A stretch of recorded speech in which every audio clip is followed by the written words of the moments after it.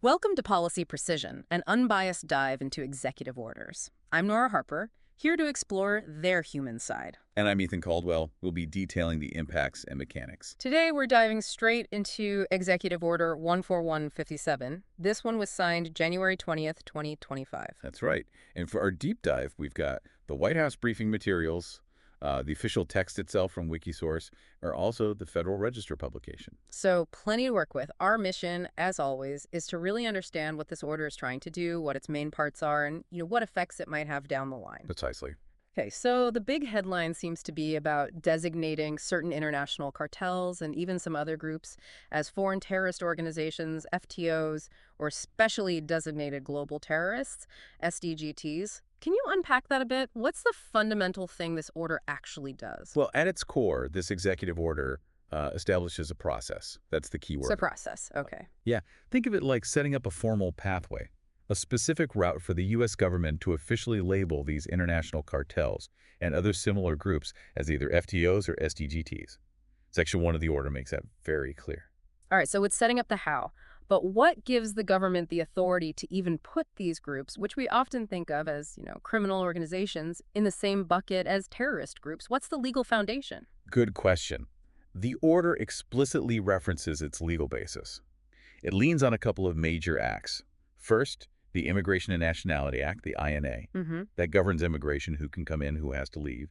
Second, there's the International Emergency Economic Powers Act, IEEPA. Right, IEPA. We hear about that one a lot. We do.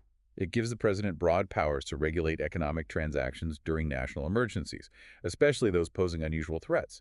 And it also mentions Executive Order 13224. From 2001? That's the one. Post 9/11 focused specifically on blocking assets and transactions related to terrorism. So what they're doing is layering these existing powers, applying them to this, well, arguably new context of cartels. A new context is definitely right, because like I said, cartels usually mean drugs, organized crime. What's the argument for treating them like terrorist groups? What's changed in the government's view according to this order? That's really the crux of it, isn't it? Yeah. The White House briefing gets into this, and Section 1A of the order itself spells out three key characteristics they're focusing on. Okay, what are they? First, they talk about convergence, the idea that these cartels are increasingly working with extra-hemispheric actors, Meaning? meaning groups outside the Western Hemisphere, Yeah. specifically already designated FTOs and potentially antagonistic foreign governments. So imagine a cartel not just moving drugs, but maybe sharing logistics or even intelligence with a known terrorist group. Okay, that is different. That suggests a much wider, more dangerous network than just trafficking. What's the second characteristic? The second point is the claim that these groups operate as complex adaptive systems, that they show traits you'd normally associate with insurgency or asymmetric warfare. Like guerrilla theaters, almost. In a way, yes. Think about how decentralized insurgent groups adapt to pressure, change tactics quickly. The order suggests these cartels have reached a similar level of operational sophistication, resilience. It's not just a simple top-down criminal hierarchy anymore, apparently. So they're not just reacting, they're proactively adapting, maybe even using tactics from conflict zones. And the third point, The third one is infiltration into foreign governments across the Western Hemisphere. This isn't just about bribing an official here or there. right. It implies a deeper level of corruption, influence, maybe even manipulation that could undermine the stability of entire countries in the region. Those are some pretty stark claims. Working with terrorists, acting like insurgents, infiltrating governments. What are the supposed consequences of all this, according to the order? Well, the order and the briefing materials describe it as a campaign of violence and terror throughout the Western Hemisphere. They argue this destabilizes countries important to U.S. interests. And of course, they highlight the flow of deadly drugs, violent criminals, and gangs into the U.S. itself. And we certainly see the awful impact of the drug crisis. Does the order mention the U.S. southern border specifically? It does, quite explicitly. It asserts these cartels functionally control nearly all illegal traffic across the southern border using assassination, terror, rape, brute force. It even goes so far as to claim they act as quasi-governmental entities in parts of Mexico. Wow, quasi-governmental. That really frames them as something far beyond just criminals, doesn't it? Like a competing authority. Exactly. If that's accurate, you're dealing with organizations that aren't just breaking laws, but potentially usurping state functions within another country's territory. So the administration's core argument is these aren't just sophisticated criminals anymore. They pose a fundamental threat to regional stability and U.S. security itself. Precisely. The order states their activities threaten the safety of the American people, the security of the United States, and the stability of the international order in the Western Hemisphere. It calls the situation an unacceptable national security risk, hence this executive order. It's not just the big cartels, though. The order also mentions other groups, like Tren de Aragua, MS-13. Why bring them into this same framework? Good point. Section 1B extends the scope. It talks about other transnational organizations that pose, quote, similar threats. The reasoning given is their own alleged campaigns of violence and terror, both in the U.S. and internationally. So the same kind of logic applies. Extreme violence, destabilization, that crosses the line into this new category. That seems to be the rationale. They're described as extraordinarily violent, vicious, and threatening regional stability in a similar way to the cartels. It's about the nature and impact of the violence and influence, it seems, more than the group's origins. It feels like they're drawing a line in the sand, saying certain kinds of organized violence and power projection now qualify as terrorism, essentially. And this all culminates in declaring a national emergency. Yes, exactly. Section 1C makes it official. A national emergency declared under IEEPA. The justification is that these cartels and other groups, operating both inside and outside the U.S., represent an unusual and extraordinary threat to U.S. national security, foreign policy, and the economy.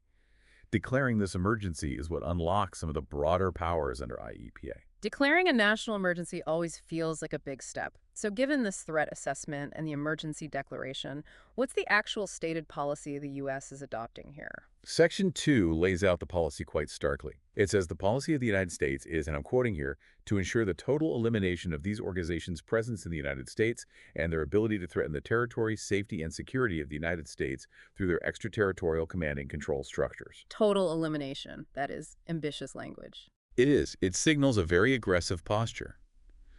The stated goal isn't containment or disruption. It's complete removal of their ability to operate within or threaten the U.S. Okay, strong words. How does the order translate that policy into immediate action? What are the first steps required? Section 3 covers implementation. It sets a tight deadline. Within 14 days of the order being signed, so by early February 2025, key officials had specific tasks. 14 days, okay. What needed to happen? First, the Secretary of State was directed to consult with several other cabinet members, Treasury, Homeland Security, the Attorney General, and the Director of National Intelligence. A big interagency meeting, essentially. Right. The purpose of this consultation was to come up with recommendations.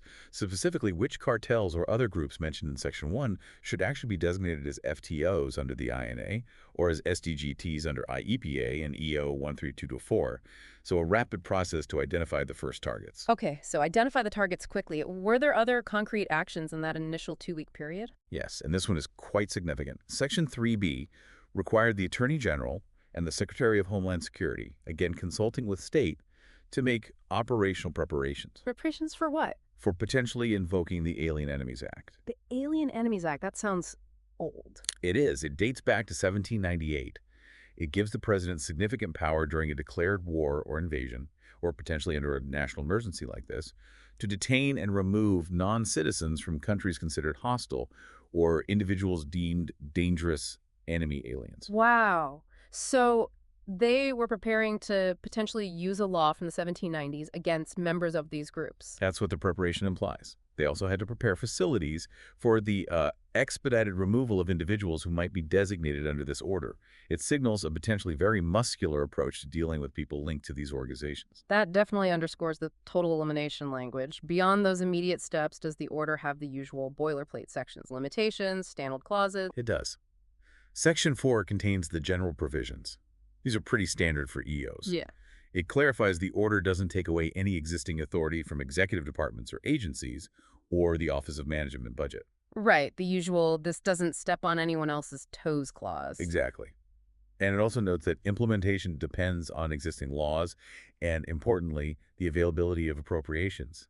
Congress still holds the purse strings. Always a crucial factor. Anything else in those general provisions? Yes, one very important point in Section 4C. It states, the order is not intended to and does not create any right or benefit enforceable at law or in equity by any party against the United States. Meaning, Meaning you can't sue the government based directly on this order, claiming it gives you some right, or that the government failed to follow it properly in a way that harmed you.